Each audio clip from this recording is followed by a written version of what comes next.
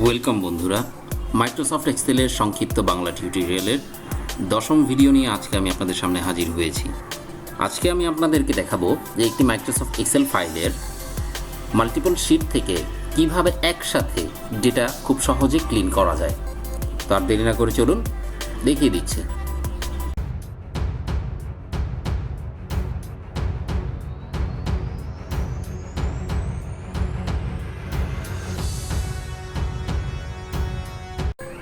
এখানে দেখতে পাচ্ছেন একটি এক্সেল ফাইল রয়েছে যেখানে অনেকগুলো শিট এবং প্রত্যেকটা শিটে বিভিন্ন ধরনের ডেটা থাকে।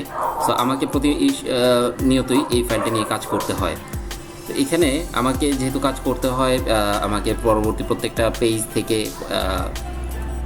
ডেটাগুলো রিপ্লেস করতে হয়, পরিবর্তন করতে হয়।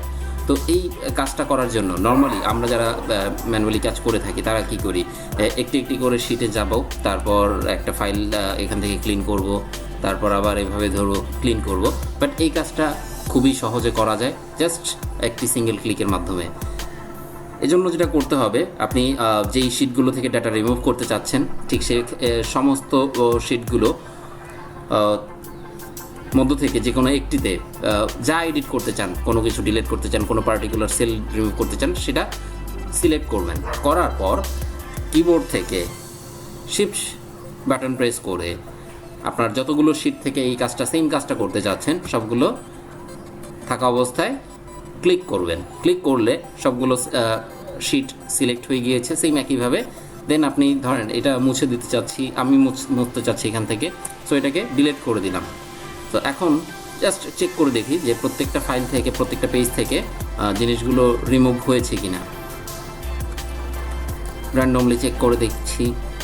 সো প্রত্যেকটা পেজ থেকে সমস্ত ডেটা একসাথে ক্লিন হয়ে গিয়েছে।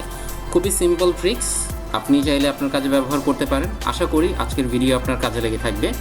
আর কাজে যদি লেগেই থাকে তাহলে চ্যানেল সাবস্ক্রাইব করতে ভুলবেন না। পরবর্তী ভিডিও আসার আগ পর্যন্ত সবাই ভালো থাকুন। ধন্যবাদ সবাইকে।